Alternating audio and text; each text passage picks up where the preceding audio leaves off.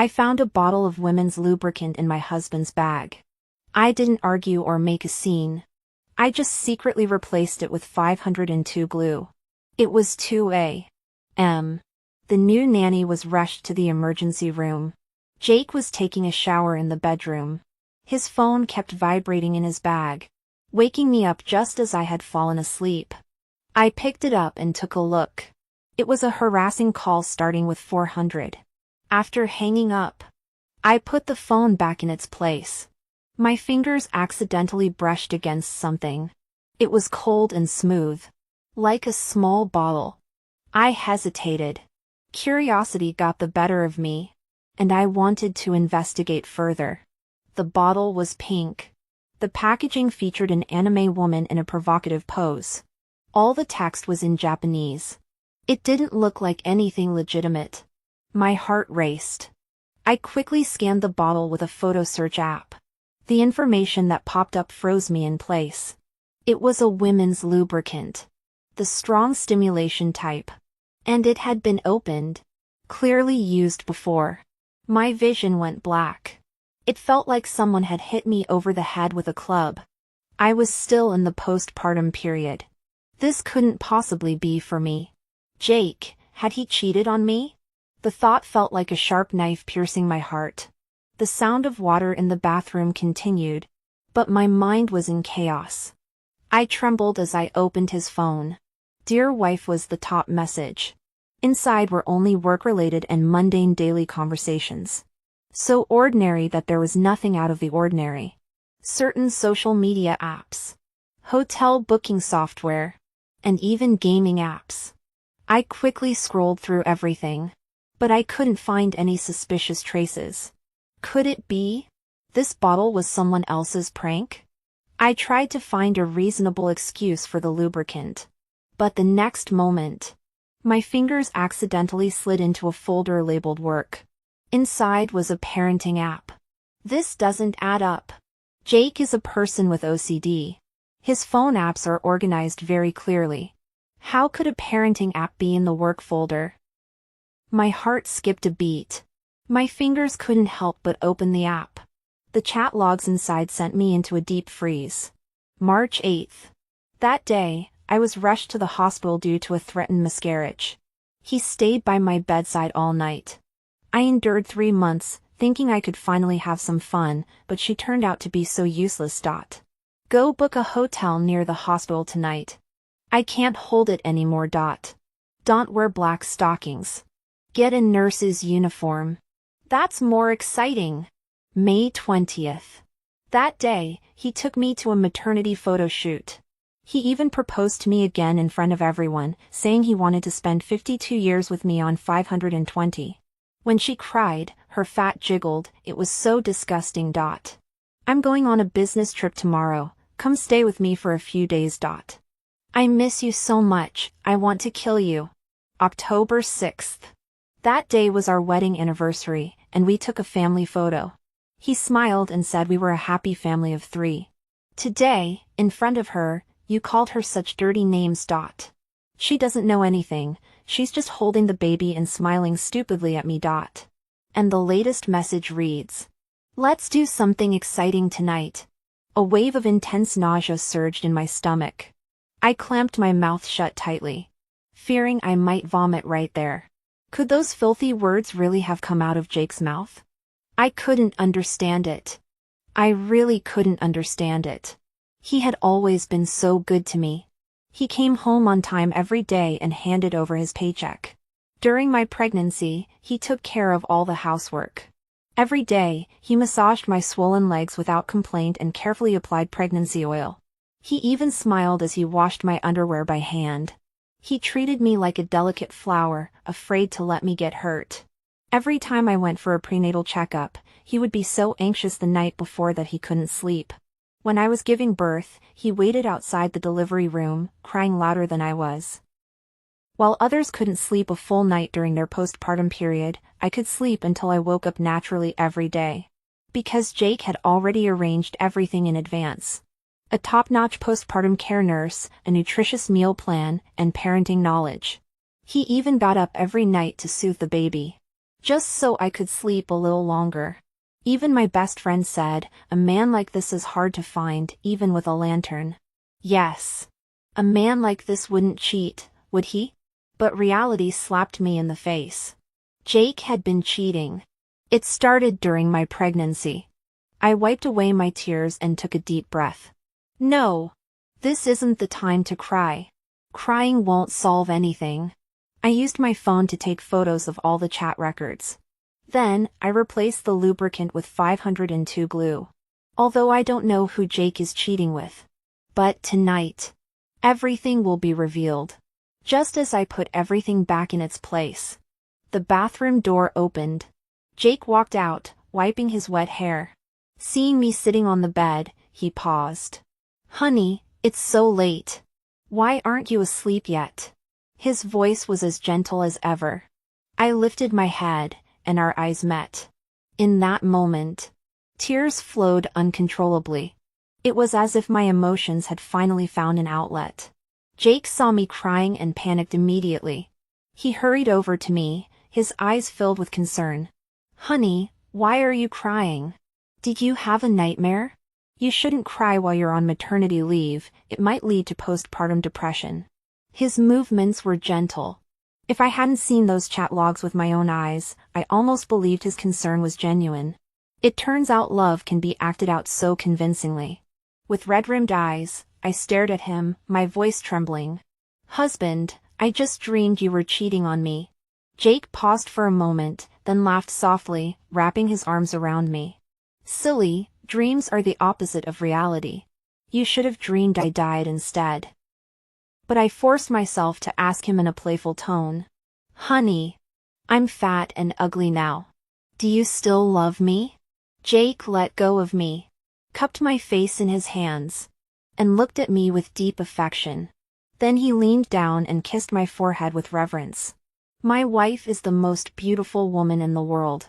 Besides, you're the person I chased for 10 years. How could I not love you?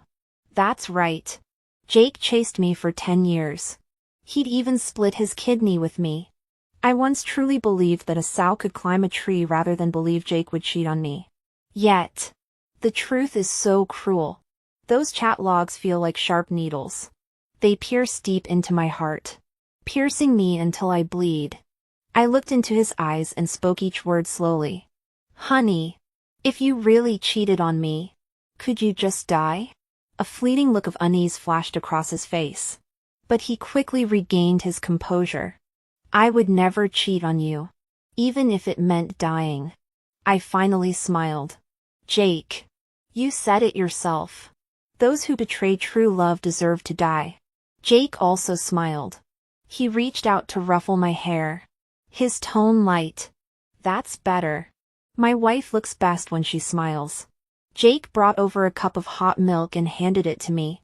Wife, drink some milk. It'll help you sleep. As I took the milk and took a small sip.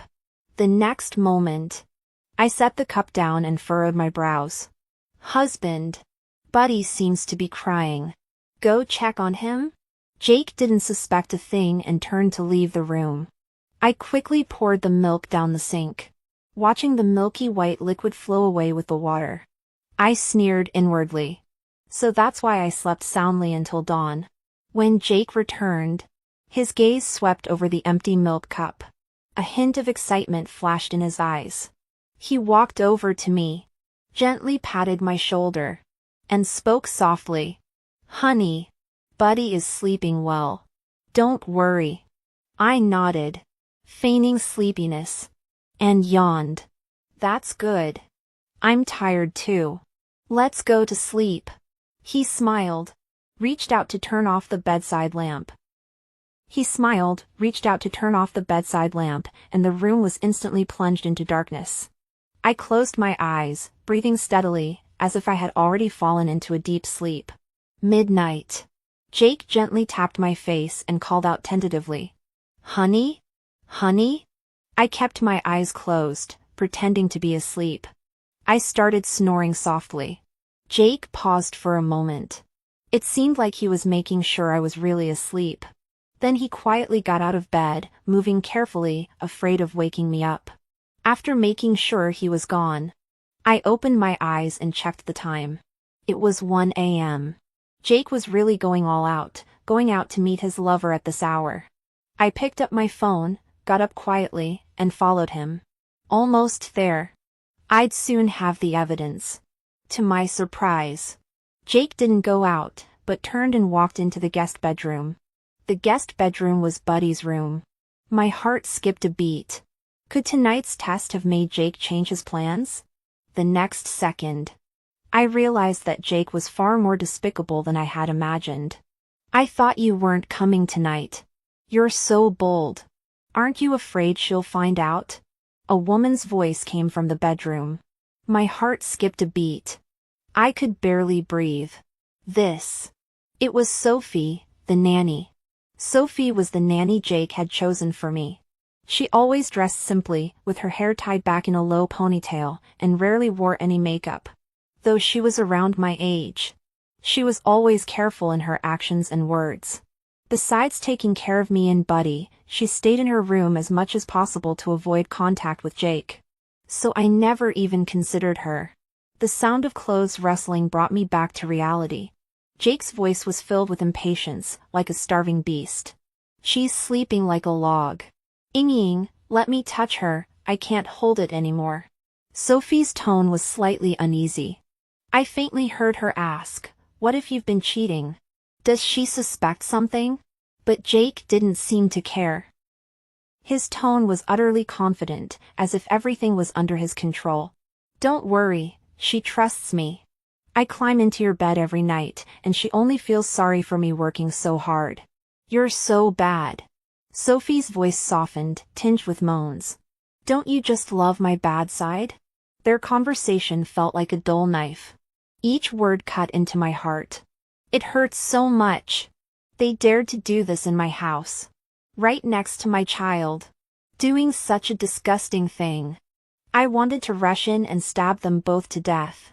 But reason told me not to act impulsively. Are we really going to try that today? I'm scared. Don't worry, I've applied oil. It won't hurt. But... Sophie's voice still sounded hesitant. Jake suddenly grew angry. I didn't even care that you slept with so many people. What's wrong with fulfilling my one small request? If you can't do it, I'll find someone else. No. I can do it. Sophie gave in. She twisted her body, trying to please Jake. Be good, relax. I'll help you apply it. Jake was eager to begin. Sophie obediently lay down. Jake poured the entire bottle of lubricant inside. It hurt so much. Sophie couldn't help but scream in pain. Bear with it, this is the strong stimulation type. Pain is normal. Ying, I'm coming. Jake looked excited. He pressed down directly. Suddenly, a sharp scream echoed throughout the house. Ah! Jake, what did you put on me? Why are we stuck together? Sophie frantically twisted her body, trying to break free. But it was too late. The 502 glue had already taken effect. Jake was also panicking, covering Sophie's mouth.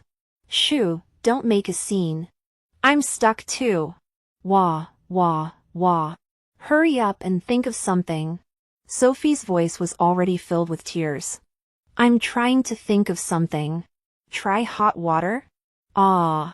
It's burning. They tried for half an hour. In the end, they had no choice but to call an ambulance. The two of them were carried onto the ambulance in an awkward position. I stood on the balcony, watching the ambulance disappear from sight. I finally returned to the second bedroom. Buddy was sleeping soundly in the crib. He had no idea what had happened. I touched his little face and silently made a promise. Buddy, don't worry. Mom will protect you. Then, my gaze fell on the pink bottle on the bed. Good. They had used it all up. Jake and Sophie didn't come back until the next evening. One was holding his thigh. The other was holding his butt. They limped in one after the other. Their posture looked very strange. I clenched my fists tightly to suppress a laugh. Where did you go? Why didn't you show up all day?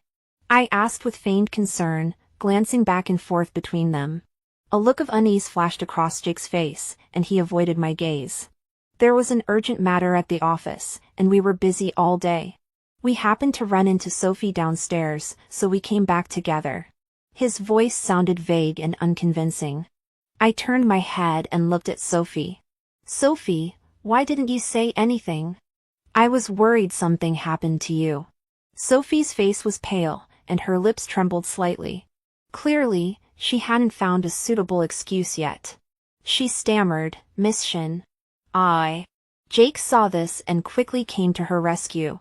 Sophie had some family matters to attend to and asked me to take the day off. I got busy and forgot to tell you. Sophie nodded in agreement, afraid I would ask more questions. Miss Shin, I'll go pick up the kids now. I waved my hand, speaking casually. No need. My parents said they missed the kids, so I'll take them for a few days. You can relax too. Sophie hesitated for a moment before finally replying in a low voice. Then I'll go cook dinner for you. I nodded, my tone flat, go ahead. She glanced at Jake, her eyes filled with resentment. But Jake was too preoccupied to notice her. Sophie could only withdraw her gaze and slowly shuffle into the kitchen, her butt tucked between her legs. Her back looked pitiful. Every step seemed to be enduring immense pain. To be honest, I felt sorry for her. Working like a horse during the day and a maid at night. And still having to cook for me with her work injury. It was truly pitiful. The sound of pots and pans clanging could be heard from the kitchen. Sophie's movements were clearly much slower than usual. Jake clenched his lips tightly and slowly sat down on the edge of the sofa. The pain on his face was about to spill over, but he forced himself to remain silent. I pretended not to notice his unusual behavior. I walked over to him, wrapped my arms around his neck, and sat down on his lap. I deliberately swayed back and forth and said in a playful tone, Honey, Buddy's not home. We can finally have some alone time. Jake's body stiffened suddenly, and his expression turned grim. His fingers clenched the edge of the sofa, his knuckles turning white from the pressure. I shifted back and forth on the sofa. Jake couldn't take it anymore. He pushed me away forcefully. The force was so great that even he was startled by it. I stumbled backward, nearly falling to the ground. A look of panic flashed across his face. Honey. I didn't mean to. After regaining my balance, I casually glanced at his pants, noticing a dark stain. It must be blood seeping out again. My voice was filled with concern. Honey? What's wrong? Are you feeling unwell? Let me take a look. After saying that, I reached out to pull down his pants. Jake, however, seemed to be startled, jerking backward suddenly. In his panic, he pulled at the wound again. The pain made him grimace.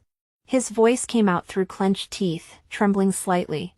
It's nothing, just a sudden urge to pee. He clutched his lower body tightly, clenching his thighs, and slowly made his way to the bathroom step by step.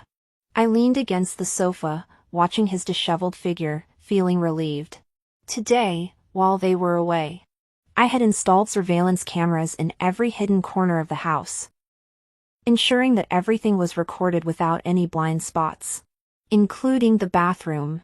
On the surveillance footage, Jake carefully peeled off the bandage, revealing the bloody wound beneath. He pulled out a tube of ointment from his pocket, trembling fingers applying it slowly to the wound. The moment the ointment touched his skin, he winced in pain.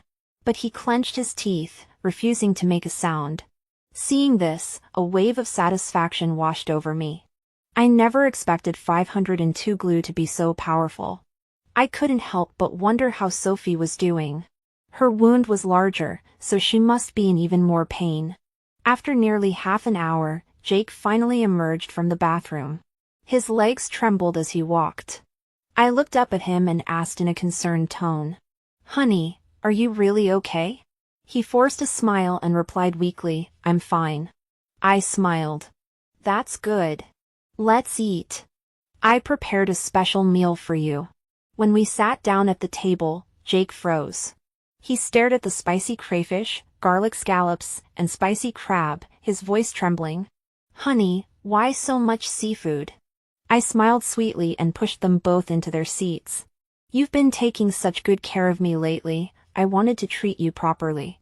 Saying that, I placed a large shrimp in each of their bowls. Come on, eat more, don't be shy. Sophie's expression also turned grim. She lowered her head, her fingers tightly clenching the chopsticks, unable to bring herself to eat. Jake's fingers trembled slightly as he peeled the shrimp, and beads of sweat formed on his forehead. I sat beside them, pretending not to notice, and said, "There was a huge scandal in the neighborhood yesterday. Apparently, a man and a woman got too carried away and ended up stuck together, and they had to be taken to the emergency room. I heard it was someone from our building. How embarrassing. I wonder if they can be separated." Jake's hand shook, and the shrimp fell onto the table. I pretended not to notice and continued, "Honey, do you know who it was?" Jake avoided my gaze, his voice stuttering unconsciously. I don't know. Hey, why aren't you eating? Are you feeling unwell? Perhaps feeling guilty, they could only smile awkwardly and force themselves to swallow their food. Meanwhile, I sat there eating my postpartum meal, feeling exceptionally pleased. Over the next few days, I ordered takeout for them in various ways. Cake and milk tea, fried chicken burgers, seafood feasts, Sichuan and Hunan cuisine. Every meal made their faces turn pale. Jake's legs were spreading wider and wider as he walked. Sophie couldn't sit properly anymore. On the third night, Sophie finally couldn't take it anymore. At midnight, in the guest bedroom, Sophie stood by the bed, her voice low. "Jake, I can't take it anymore, I'm done. Give me $1 million, transfer it to my personal account right now." Jake furrowed his brows. "Are you crazy? Why should I give you that much money?" Sophie sneered. "The doctor said my rectal nerve damage is irreversible." She suddenly pulled down her pants, revealing the wound. Under the light, the wound was already festering and oozing pus. It was a horrifying sight. "If it gets any worse, I might need a colostomy bag. Is $1 million too much to ask?" Her voice grew louder, her emotions nearing a breaking point. "Or do you want your wife to find out about us?" Jake glared at Sophie, clenching his teeth. You dare threaten me?" Sophie didn't back down. "This isn't a threat, it's a deal. You give me the money, I leave, and we all go our separate ways. Otherwise..." She didn't finish, but the meaning was clear. The room fell into a deathly silence. Jake clenched his fists then relaxed them. Finally, he gave in. "All right, I can give you the money. But $1 million isn't a small sum. All my money is with Mia, and I need time to arrange it." He tried to stall, his voice tinged with desperation. "Leave now, and I'll transfer the money to you in a few days." Sophie scoffed, clearly not believing his lies. She pulled out a pre-written IOU from her bag and slapped it on the table in front of Jake. "No promises, sign the IOU first." Jake glanced at the IOU, his face turning even paler. "What? 1% interest per day? This isn't just high-interest lending, this is extortion. I'll go tell Miss Shin right now about what happened between us." "I'll sign." Jake's voice was barely audible as he forced the words out. Watching his trembling hand sign his name on the note, I couldn't help but curve my lips into a smile. "Want money? You'll be waiting forever." I turned around and went back to the bedroom, quickly dividing the money in my account into several parts. One part was invested in a fixed-term financial product. Another part was transferred to an education fund account opened under Buddy's name. The next morning, Sophie hurriedly packed her luggage and prepared to leave. Her movements were light, as if she didn't want to wake anyone. When she dragged her suitcase to the door, I slowly walked out of the bedroom. "Sophie, where are you going so early?" She lowered her head, her voice trembling. "Miss Shin, there's an emergency at home. I'm quitting." I nodded without asking further, then took out my phone and transferred this month's wages to her. "Here's this month's wages. Take it. Be careful on your way." Her fingers trembled slightly, and she avoided my gaze, as if she wanted to say something. But in the end, she just hurriedly said thank you and turned to leave quickly. I am a person who keeps work and personal matters separate. I never withhold wages. But when it comes to what is owed, not a single penny will be withheld. Back inside the house, Jake was still lying on the bed, unconscious. His wounds were getting worse. The air was filled with a putrid stench. In recent days, he had been applying ointment more frequently. Even in the middle of the night, I could hear his suppressed moans coming from the bathroom. I walked into the bathroom. I took out the capsaicin I had prepared earlier and mixed it into his ointment. It was time to show my true skills. I put the ointment back in its place, lay back on the bed with a satisfied smile, and waited patiently for the show to begin. Before long, Jake woke up. He dragged his heavy steps into the bathroom, took off his pants as usual, and prepared to tend to his wound. His wound had already begun to fester. The edges were blackened with necrotic tissue. He clenched his teeth, dipped a cotton swab in the ointment, and cleaned the wound, with fine beads of cold sweat trickling down his forehead. How did it get this bad? I couldn't help but marvel at how resilient Jake was. He had managed to endure these past few days. He was truly a tough guy. Jake took out the ointment, squeezed out a large amount, and applied it to the wound. The next moment, his body stiffened suddenly. He let out a piercing scream. "Ah!" I rushed in, my face filled with concern. "Honey, what's wrong?" Jake's face was contorted in pain, almost unrecognizable. The veins on his forehead bulged. He frantically scratched at the festering skin, dripping blood all over the floor. "Quick! Take me to the hospital!" he almost shouted. I feigned panic. "What's going on? Honey, how did your hemorrhoids get so bad?" He was too weak to answer. He just kept scratching the wound to ease the pain. Until he fainted from the pain. I slowly pulled out my phone and dialed the emergency number. Outside the emergency room, the doctor looked serious and said to me, "The patient's condition is not good. The tissue has already died, and there's a secondary infection. There are two options: conservative treatment, but the risk of infection is high and could be life-threatening. The second option is surgery to remove the necrotic tissue completely." I didn't hesitate for a moment, just cut it out. When Jake opened his eyes again, it was the day after the surgery. The effects of the anesthesia were slowly wearing off, and his gaze was still unfocused. It wasn't until he saw me standing by the bed that his eyes gradually came into focus. "Wife." I slammed the divorce agreement on the table. "Jake, let's divorce. The child is mine. And so is all the property." He froze for a moment, his eyes flickering with panic. He forced a smile. "Wife, what are you talking about? Why do we need to divorce? We're still together." I glanced at his lower body and mocked him. "So the couple who were always together in the neighborhood were you too? Jake, you're really something. Cheating on me with my nanny." Hearing this, his face turned pale, and his lips trembled as he tried to defend himself. "Wife, listen to me. She seduced me first. I swear. It was just once. I was just momentarily confused." He clung tightly to the hem of my shirt, his voice trembling with tears. "I truly know I was wrong. I only made a mistake that any man could make. Please give me another chance." I forcefully shook off his hand. "Sign the papers. Don't make this any more embarrassing." Jake's tears fell. He looked at me with feigned emotion. His voice choked. "Honey, I really love you. I can't live without you. You're my life."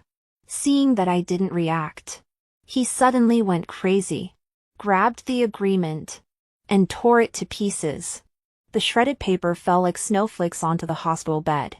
Jake's eyes were bloodshot, his voice hoarse. "I won't divorce you. I'd rather die than divorce you."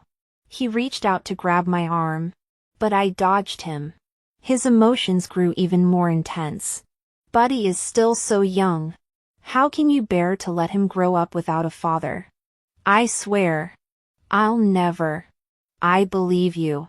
I interrupted him and pressed down on his right hand, which he had raised in a swearing gesture. The faint glimmer of hope that had just appeared on his face shattered into pieces at my next words. After all, your weapon has already been confiscated. At that moment, Jake seemed to suddenly realize something.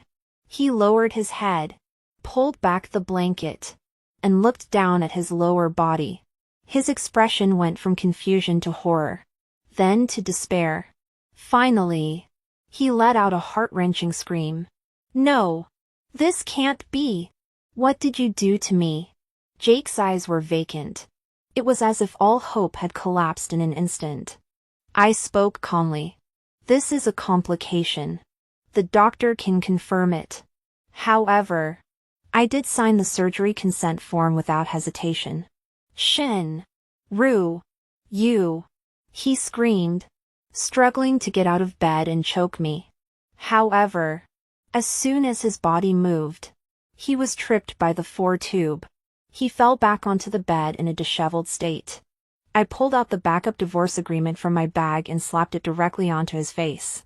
The words "all property belongs to the wife" were clearly visible over his eyes. It seemed like the final mockery. You're dreaming.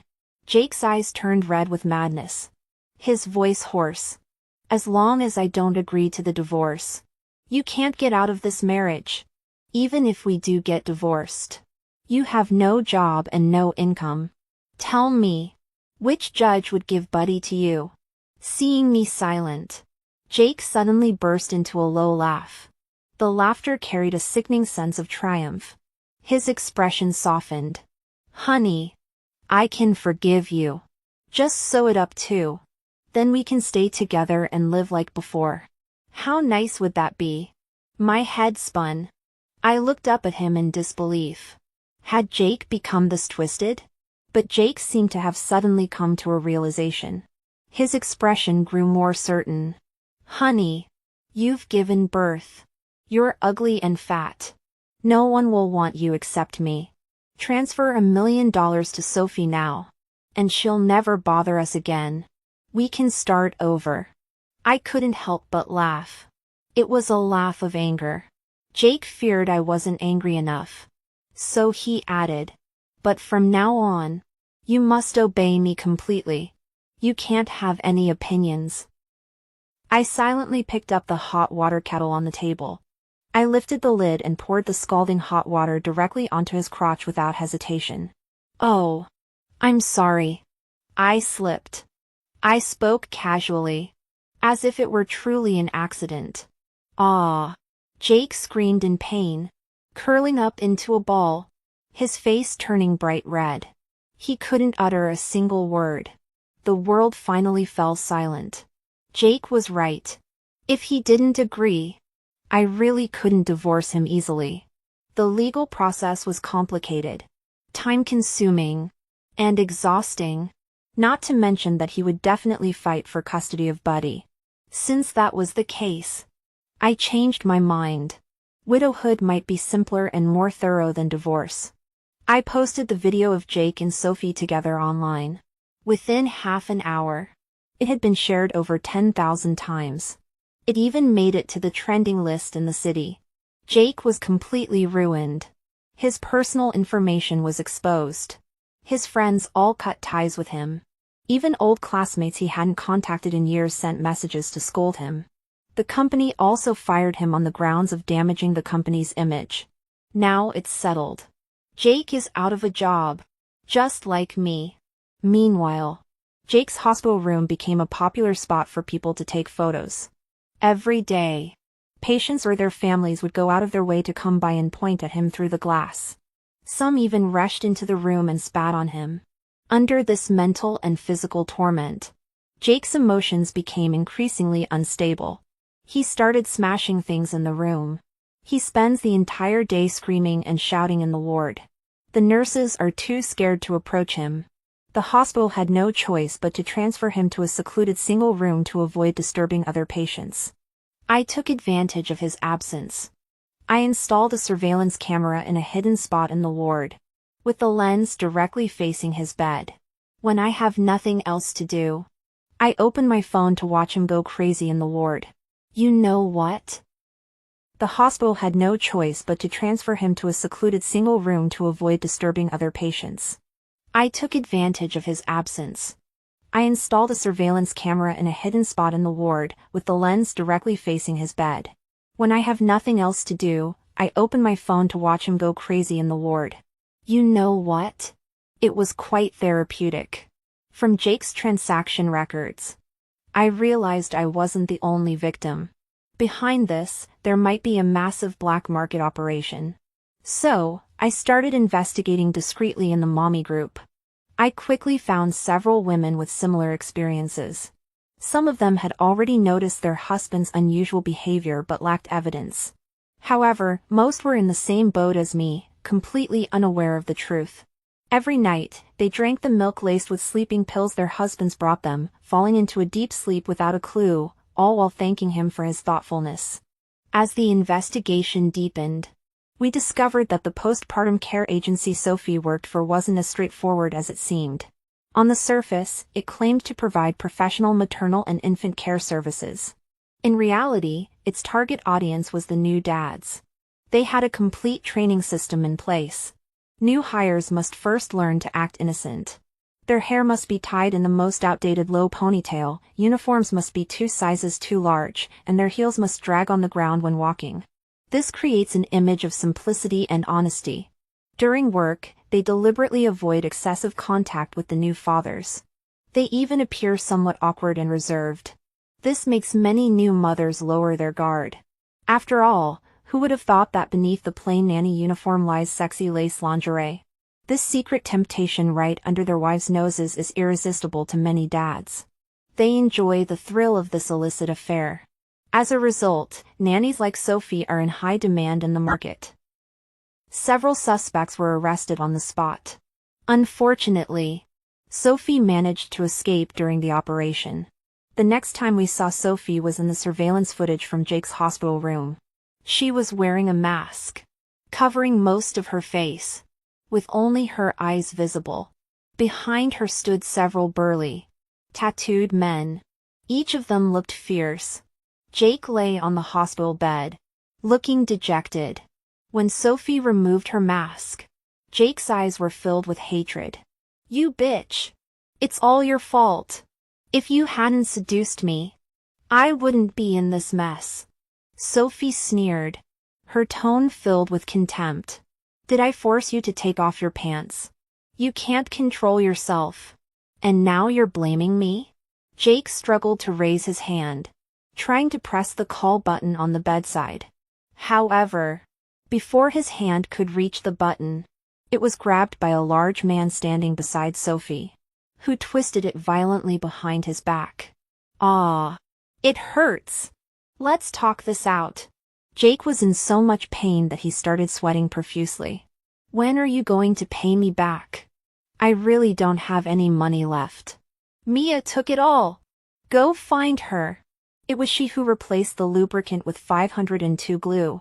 It's all her fault we're in this mess. In a moment of desperation, Jake pushed me forward without hesitation, trying to divert Sophie's anger toward me. However, Sophie remained unmoved. She knelt down, grabbed Jake by the collar, and snarled, "Do you think I'll believe you?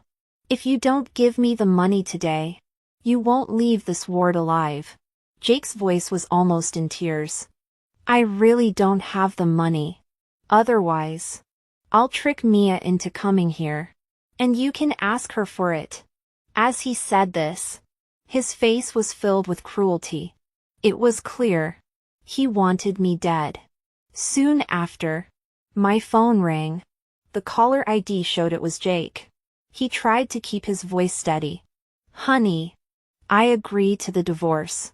Come to the hospital right now. I replied indifferently, all right. I'll be there shortly. After hanging up. As he said this, his face was filled with cruelty. It was clear. He wanted me dead. Soon after, my phone rang. The caller ID showed it was Jake. He tried to keep his voice steady. Honey, I agree to the divorce. Come to the hospital right now. I replied indifferently, all right, I'll be there shortly. After hanging up. Through the surveillance footage, I saw Jake excitedly approach Sophie and say, Mia will be here soon. Sophie spat in his face with contempt. You're disgusting. You sold your own wife so easily. Jake clenched his teeth and said, she was the one who wronged me first. She ruined me, why should I protect her? Half an hour later, Sophie was getting impatient. She slapped Jake across the face. Why isn't she here yet? Are you two working together to trick me? Jake turned his head away, a trace of blood seeping from the corner of his mouth, and hurriedly explained. Maybe she's stuck in traffic. I'll call her again. The phone rang again. This time, Jake's voice was filled with urgency. Honey, why aren't you here yet? I lowered my voice and pretended to be nervous. Husband, the police just told me they found Sophie's whereabouts. She might know you called the police and is heading to the hospital to find you. You must keep her occupied and don't let her escape. What are you talking about? Before Jake could finish, Sophie snatched the phone from his hand. She slammed it onto the ground with all her strength. The phone shattered into pieces, shards flying everywhere. Jake! It's all your fault I'm wanted by the police. Sophie glared at him with hatred, as if she wanted to tear him to pieces. Jake tried to get up from the bed and run away, but was pushed back by the big man. His body crashed heavily onto the hospital bed, making a dull thud. The bed frame shook several times. It was Mia who said it. I didn't call the police. Ugh. Before he could finish speaking, the big man stuffed a sock into his mouth. Sophie waved her hand, hit him. The men immediately surrounded him, their fists raining down on Jake's body. Jake struggled to curl his body into a ball, trying to dodge the blows, but it was no use. A loud crack echoed through the room. Jake's ribs seemed to break several more times. He was in so much pain that his whole body trembled, and the veins on his forehead bulged, but with his mouth stuffed, he couldn't even scream. He could only emit low, muffled whimpers. Hit him harder. Didn't you eat today? Sophie curled her lips into a cruel smile, her eyes filled with satisfaction. Bang! Bang! Bang! The thug's fists grew even more brutal, each punch packed with raw force. Jake's body was beaten like a broken doll, flying in all directions. His entire body began to convulse violently. He seemed to have lost consciousness. Enough. Sophie finally waved her hand, signaling the thugs to stop. She walked up to Jake, spat in his face, and said with disgust, I hate you adulterous scum more than anything in this life. I spit on you. With that, she turned and left the ward with the men. However, as soon as she opened the door, she was arrested by the police. Jake was rushed back into the emergency room. This time, his condition was even more critical. The doctors fought desperately. But his internal organs were severely damaged, and he had lost too much blood. Ultimately, his efforts were in vain. In his final moments, Jake's final wish was to see me one last time. I still went. Jake on the hospital bed was beaten beyond recognition, barely recognizable. When he saw me enter, his eyes suddenly lit up, as if in a final burst of life. He struggled to lift his hand and reached out toward me. Wife. I love you. I stood there motionless, a mocking smile curving my lips. I mouthed 3 words to him. Go. Die. His eyes darkened instantly. His body convulsed violently. Blood gushed from his mouth and nose. His hand dropped limply. Jake was dead. A tear hung from the corner of his eye. They were nothing but crocodile tears. There was not a single ripple in my heart. And Sophie's life had come to an end. She was charged with multiple crimes, including intentional homicide and prostitution. Ultimately, she was sentenced to death for multiple offenses. Standing at the courthouse door, I looked up at the sky. The sun was shining brightly. The road ahead was still long.